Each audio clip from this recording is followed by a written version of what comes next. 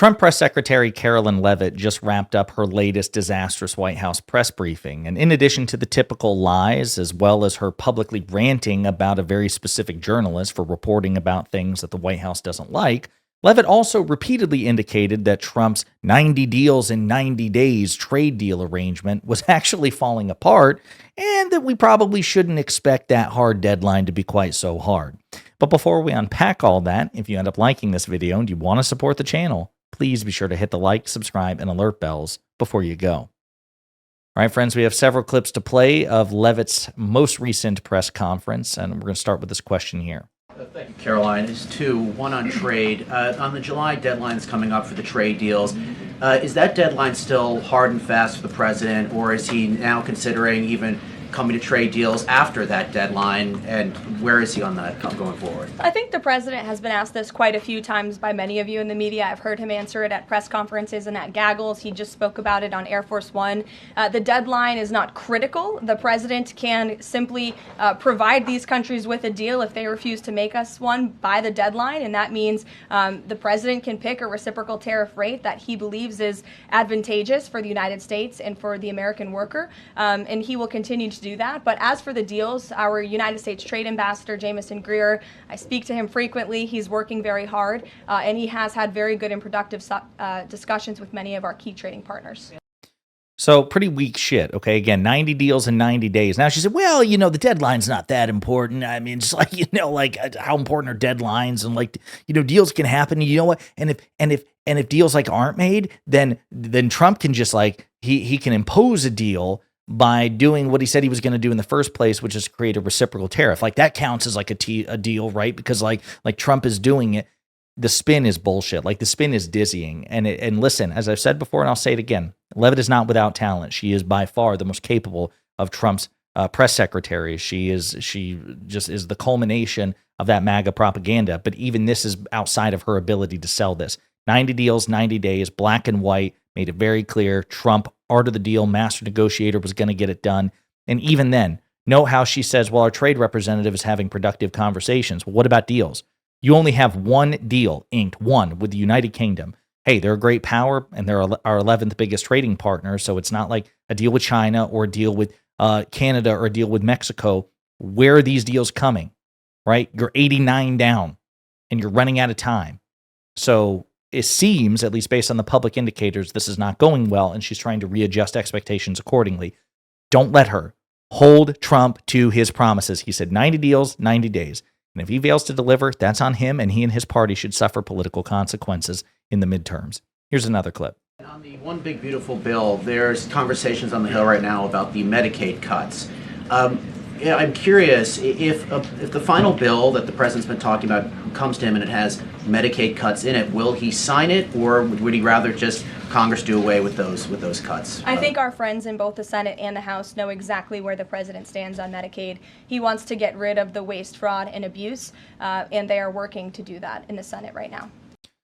So note that that is not a, yes, of course he would veto any sort of like Medicaid cuts, anything that's not properly identified as waste, fraud, and abuse, because Donald Trump, this president, is so committed to people getting the social safety net that they need. Of course, he would veto such a thing. Notice she doesn't say that. What they're going to try to do is spin it. Anything that lands in front of Donald Trump's desk, no matter how many analyses confirm that it will take millions of Americans off their Medicaid coverage, they're just going to try to spin it as waste, fraud, and abuse. Again, they're trying to alter your expectations. Don't let them. Here's another clip. So this is a reporter who has been unfortunately used by people who dislike Donald Trump in this government to push fake and false narratives. She should be ashamed of herself. And that's not what reporting is. Journalism is trying to find the facts and the truth. And this week we saw this same reporter being used to push a fake narrative to try to undermine the President of the United States, and more importantly, the brave fighter pilots who conducted one of the most successful operations in United States history. And I think the American people fully know that this operation was a complete and total success. Yeah, the polling, at least preliminarily, indicates otherwise. Again, we're finding out new information that Karoline Leavitt could be appealing to. As I've said this before, and I'll say this again, not that they're seeking me for tips, and not that I would want to help them, but if I were in her position, not only would just trying to imagine, that would be, I would avoid all religious symbols. She has a cross around her neck. I'm surprised it's not searing into her flesh because, of course, vampires dread the cross. But in addition to avoiding that sort of religious iconography, lest I be burned, were I in her position, I would also be appealing to just the additional evidence. I would say, hey, listen, there was this low confidence intelligence report which leaked. It should not have leaked. And it has given a false impression to the American people because additional evidence is coming out showing that the damage inflicted to Iran's nuclear facilities was much more severe than what that initial low-level intelligence report indicated. Nothing against the journalists reporting on it. I understand it's fair game, it's news, but I also hope that they give even more attention to the increasing weight of evidence indicating that the mission was a success. She could do that. She could push back on the conclusions of the initial intelligence leak and the reporting surrounding it without being a total psychopath, publicly attacking, as she and Trump have done repeatedly, a very specific journalist for doing her job. That was an intelligence report leaked from the Trump administration, from the DOD specifically, from the DOD's intelligence arm most specifically. That's fair game. That's fair news. She wasn't editorializing. She didn't say, in my opinion, I think that the mission was a total failure. She was reporting and analyzing the intelligence report that was leaked. That's fair news. It would be fair news if the same thing happened under the Biden administration. So totally unhinged response from Karoline Leavitt here. Here's another clip.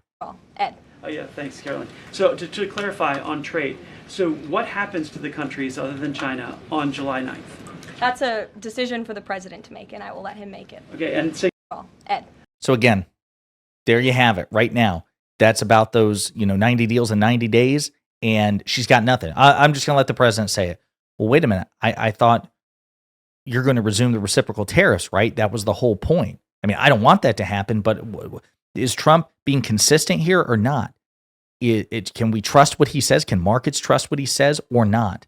It sure seems like the or not is winning the day, and that this trade negotiation using reciprocal tariffs as leverage is not turning out well. Again, they're 89 deals short of the 90 that they promised in 90 days.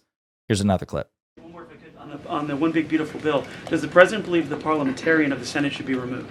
I haven't spoken to him about that, and I'll let him speak on it. However, again, he knows this is part of the process and the inner workings of the Senate, and he wants to see this bill done, and he remains very much engaged in these conversations and in this process with lawmakers in both the Senate and the House side.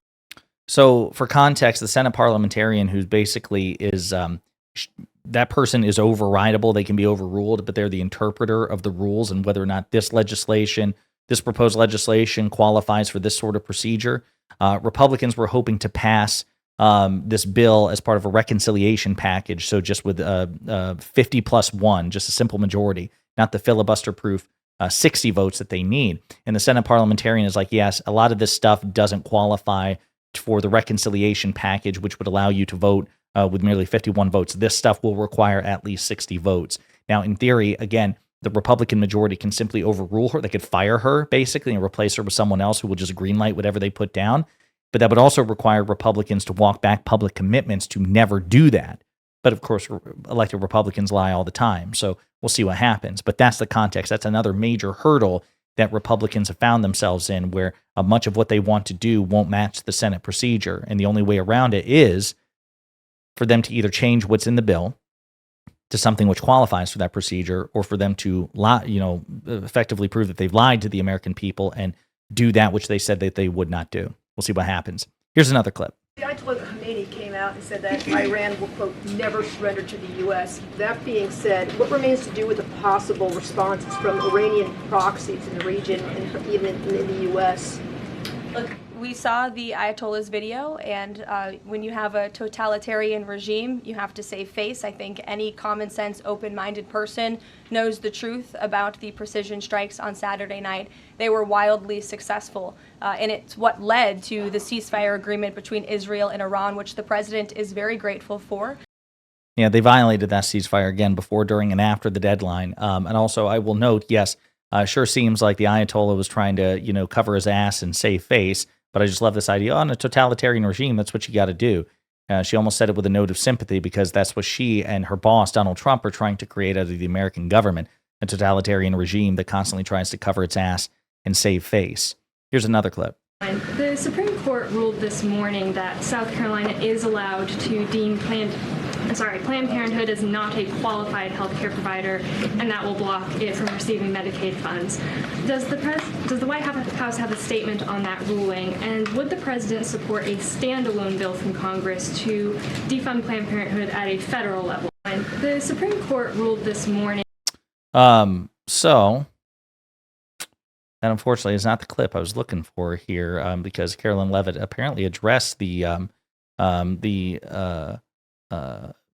primary victory of Democratic candidate Zoran Mamdani in New York City to be mayor, and she apparently says, that that the Republican Party is on the right side of every major issue, which of course is not true. If you poll test, if you blind test major policy areas, you take the personalities out of it, the parties out of it, you just give them the issue, and you give them the conservative take or the liberal take or the Republican take and the Democratic take, and again, don't assign parties or whatever, just the merits of the case. People overwhelmingly support liberal policies and Democratic policies compared to Republican policies. There are very few major policy areas in which Republicans, in terms of a policy, have an advantage over the Democrats. So she's wrong about that. One last clip. In January, President Trump revoked security details for several former administrations, including Mike Pompeo, Mark Milley, and John Bolton. Given the heightened tensions with Iran right now, is he considering restoring those security details? That's not under consideration right now. Yeah, so again, just as a reminder, this is how petty and vicious Donald Trump is. These were people who used to work for Donald Trump himself as his national security advisor, Secretary of State. And they were involved in strikes by the United States and the Trump administration against Iran. And they, like Trump, were targeted by Iran for retaliation, for physical violence. And so under President Biden, they were given security details, even under the Biden administration, to protect them from Iran.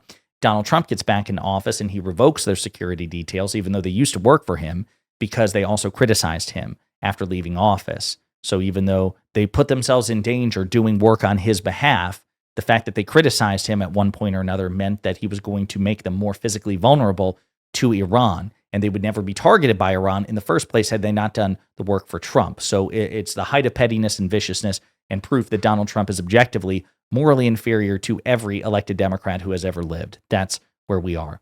So there you have it, the latest disastrous press conference by Karoline Leavitt. In the meantime, let me know what you think in the comments.